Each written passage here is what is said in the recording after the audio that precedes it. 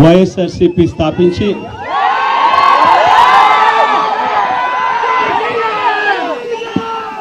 పదహైదు సంవత్సరాలు దాదాపుగా ఈ రోజుతో మొదలవుతా ఉంది.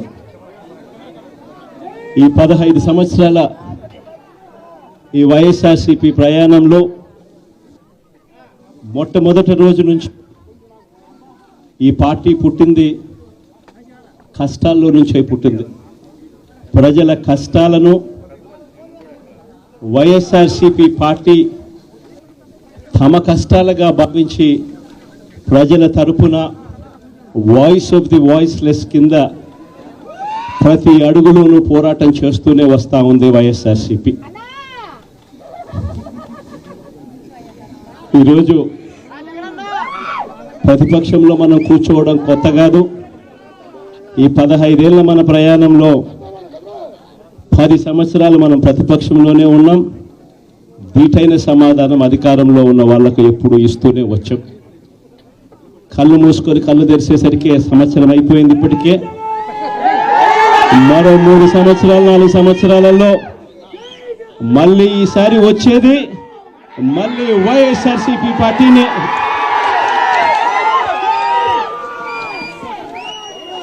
ఈరోజు వైఎస్ఆర్సీపీకి సంబంధించిన ప్రతి కార్యకర్త కూడా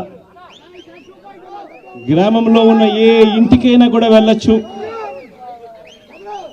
ఏ పేదవాడింటికైనా కూడా వైఎస్ఆర్సీపీ కార్యకర్త సగర్వంగా తలెత్తుకుని కాలర్ ఎగిరేసుకుని వెళ్లే పరిస్థితి వైఎస్ఆర్సీపీకి సంబంధించిన కార్యకర్తలకు ప్రతి ఒక్కరికి ఉంది. ఏ ఇంట్లోకి వెళ్ళినా కూడా వైఎస్ఆర్సీపీ కార్యకర్తను చూసినప్పుడు ఆ ఇంట్లో నుంచి వచ్చే ప్రతి అక్క, ప్రతి చెల్లెమ్మ, ప్రతి అన్న, ప్రతి తమ్ముడు, ప్రతి సోదరుడు, ప్రతి రైతన్న, ప్రతి అవ్వ కూడా వైఎస్ఆర్సీపీ కార్యకర్తను చూసినప్పుడు చిక్కటి చిరునవ్వుతోనే పలకరిస్తుంది. కారణం వైఎస్ఆర్సీపీ ఏదైనా కూడా చెప్పిందంటే చేస్తుంది అన్న నమ్మకం ఈరోజు ప్రతి ఇంట్లో కూడా ఉంది. కాబట్టి ఈరోజు అటువంటి పరిస్థితుల మధ్య ఈరోజు యాదృచ్ఛికంగా విద్యా దీవెన, వసతి దీవెనకు సంబంధించి పిల్లలకు సంబంధించిన అన్యాయాలకు సంబంధించిన జరుగుతూ ఉన్న అన్యాయాలకు సంబంధించిన విషయాల మీద ఈరోజు యాదృచ్ఛికంగా ప్రొటెస్ట్ కార్యక్రమం కూడా జరుగుతూ ఉంది. ఈ కూటమి ప్రభుత్వం వచ్చి దాదాపుగా 10 నెలలుగా వస్తూ ఉంది. ఈ 10 నెలల కాలంలో ఎన్నికల వేళ వాళ్ళు చెప్పిన సూపర్ 6లు, సూపర్ 7లు అన్నీ గాలికి ఎగిరిపోయాయి. వ్యవస్థలన్నీ కూడా చదువులు కానీ, వైద్యం కానీ, గవర్నెన్స్ కానీ, వ్యవసాయం కానీ ఏది చూసుకున్నా కూడా వ్యవస్థలన్నీ కూడా నిర్వీర్యమైపోయిన పరిస్థితులు కనిపిస్తూ ఉన్నాయి. ఈరోజు పిల్లలకు సంబంధించిన ఫీజులకు సంబంధించిన బకాయిలు కూడా సంవత్సర కాలంలో ఫీజు రీఎంబర్స్మెంట్కి కావాల్సింది ఒక్కొక్క క్వార్టర్కు 700 కోట్ల రూపాయలు చొప్పున సంవత్సరానికి 2800 కోట్ల రూపాయలు విద్యా దీవెన కింద 4 క్వార్టర్లకు సంబంధించిన కేటాయింపులు చేయాలి. అంటే 2800 కోట్లు. వసతి దీవెన కింద ప్రతి ఏడాది ఏప్రిల్ మాసం వచ్చేసరికి 1100 కోట్ల రూపాయలు కేటాయింపులు చేయాలి.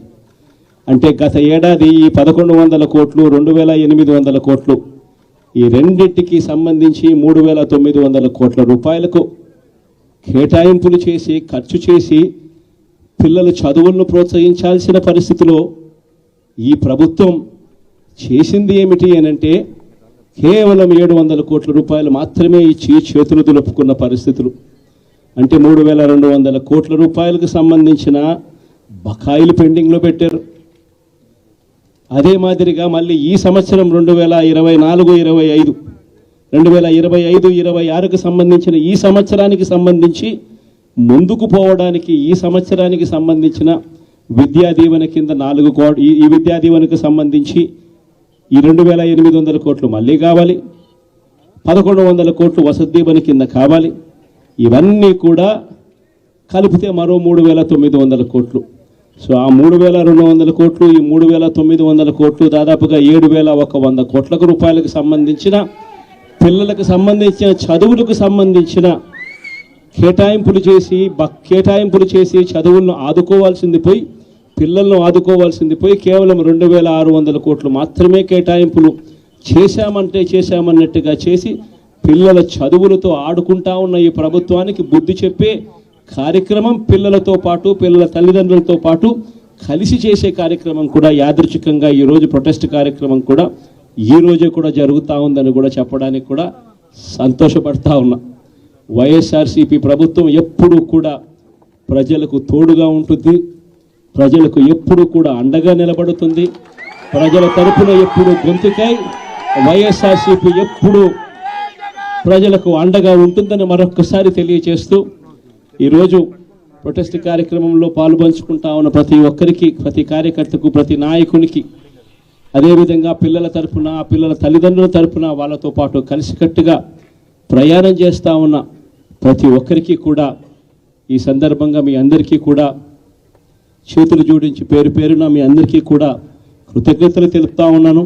వైఎస్ఆర్సీపీకి సంబంధించిన 15 సంవత్సరం లేక అడుగు పెడతా ఉన్న ఈ సందర్భంలో వైఎస్ఆర్సీపీకి సంబంధించిన ప్రతి నాయకుడికి, కార్యకర్తకు ఈ సందర్భంగా కంగ్రాచులేషన్స్ కూడా మరొకసారి తెలియజేస్తాను.